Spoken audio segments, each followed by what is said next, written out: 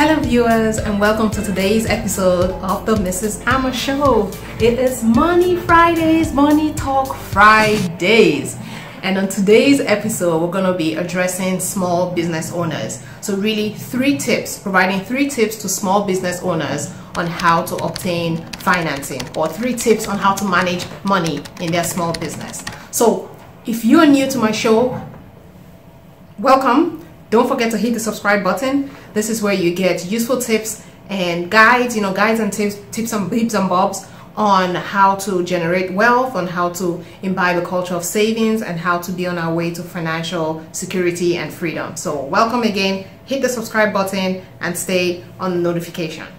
All right, so if you're a small business owner, first of all, kudos to you, You've taken the leap, you've started a business, doesn't matter what it is, if it's a side gig or if it's your main business, but you've taken that leap, and that is a great first step. So here I'm going to discuss 3 money tips on how to manage financing in your business, or really how to get ahead in the game. So number 1 will be, do not ever mix your private or your personal bank account with your business bank account. I mean, I've seen way too many small business owners or small businesses go under, and that's because the sole proprietor or the owner sort of commingled funds, right? So you commingle your personal funds or your personal accounting with your business funds or your business bank account. I mean, in the beginning or at the start, you may think you have a handle on it, but I can guarantee you that it will quickly spiral out of control, and that is not good for business. That is not good business sense. So if I were a small business owner, right, a key here is to segregate things and keep my personal life personal and separate, and keep my business life, run my business as a tight ship, run a tight ship in my business, know where my money is going. So just as I keep a budget for my, personal, well, I guess in my personal life, it is even more fundamental to have budgets in your business. So segregate the accounts, don't commingle personal bank accounts with business accounts, keep them separate and run a tight ship in your business. So that's number 1. Number 2 is the question of financing. So do you go with debt financing? Do you go with equity financing? Do you go with a combination? It really depends on what the objective here is and really the structure of your business. So if you are and what are these 2 main finances, right? So debt is really, it's what it is. It's where you approach a bank or you go to a bank and try and get a loan from a bank, a business loan from a bank to run your business. While equity, on the other hand, is where you give up a percentage stake in your business to outside investors in return or in exchange for investments into your business. So, I've spoken to 1 or 2 or quite a few small business owners, and the question really is, okay, what's preferable? What's really the ideal structure here? Do they go for debt? Do they go for equity? Or do they do a combination? And I always answer them, it depends on what the objective is. So if you're not willing to give up a percentage of your business and you've got great access to debt financing, then I'll say go for it. Go for debt financing. I mean, you just make sure you pay your monthly interest on that debt, but your business is still 100% yours. However, if you feel that you're struggling to get debt financing for whatever reason, because banks are always, very thorough when it comes to their due diligence, it needs to make sense to them to loan you the money, you and your business.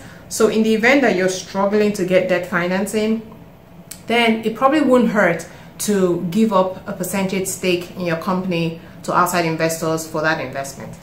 Be cautious though, to ensure that you don't just accept any investor or any investment. You really want investors who would come and have a solid stake in your company, so would have your best interest of your company at heart.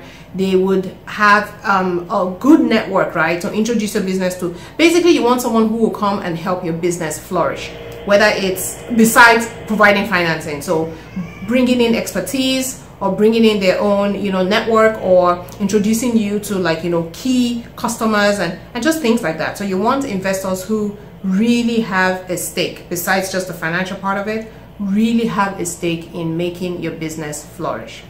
Some small business owners go for a combination. They go for debt financing as well as, you know, give out a stake in their company for equity financing. So it just really depends. So that's that.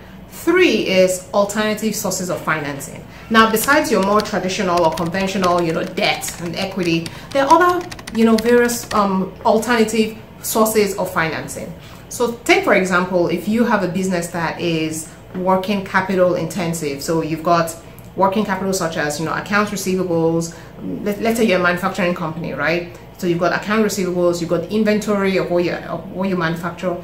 There are actually some consumer lending businesses or some business lending companies out there that would loan you money secured against such assets. So the term is really called asset-backed financing, or ABF, and it's really what it is. So it's, you go out there to approach such companies and they will loan you money backed by your assets, so your inventory or your accounts receivable, and those serve as collateral for the loan that you're about to get. Another alternative source of financing is what we call factoring, or receivables factoring, or receivables discounting. And this is where you take your portfolio of accounts receivables, right, and you approach a company who does alternative financing, and they buy your receivables from you for a fraction of the cost, you know. So for example, if you've got $1 million in accounts receivable and you're not due to collect, the terms that you have with your customer is you're not due to collect from your customers for another 45 days.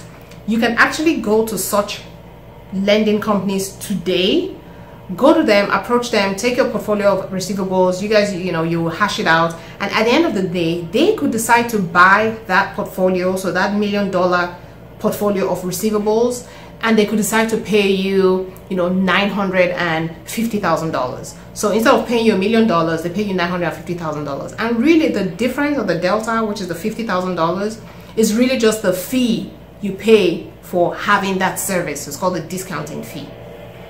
Not a bad fee to pay to get your money now. So instead of waiting 45 days to get $1 million, I would much rather take $950 now and have that cash plowed back into my business. Have the cash now. I mean, the cash in hand now is worth, you know, is definitely worth it. Is why wait 45 days to get $1 million when you can get $950 right now?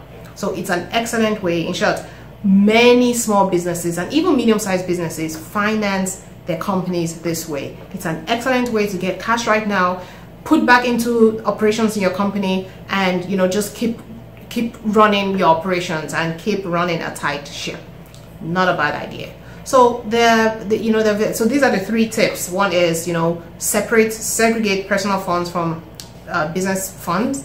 2 is debt or financing, which is preferable for your business. It really depends on the structure of your business and what you want and your objective. And then 3 is alternative sources of financing.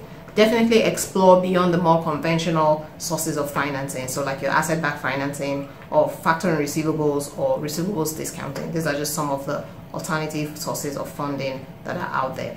There's a 4th one, which is crowdsourcing or crowdfunding, and this is just really, you know, a lot of investors, you know, come together and put in or invest smaller amounts, but they all add up. So instead of having maybe the 3 or 4 investors who will put in a large chunk of money, you have many small investors who put in little amounts, but it all adds up into the total amount of financing that you're seeking. So again, if you're a small business owner, I say kudos to you. It is hard work. I mean, nothing comes easy, and nothing is achieved, nothing worth achieving is easy. But once you put your mind into it and you put hard work and dedication, you will get there. But you do need to run a tight ship. So until the next episode of the Mrs. Amma Show, again, if you're new to my vlog, welcome. Don't forget to subscribe. Until I see you next time, I say you stay well.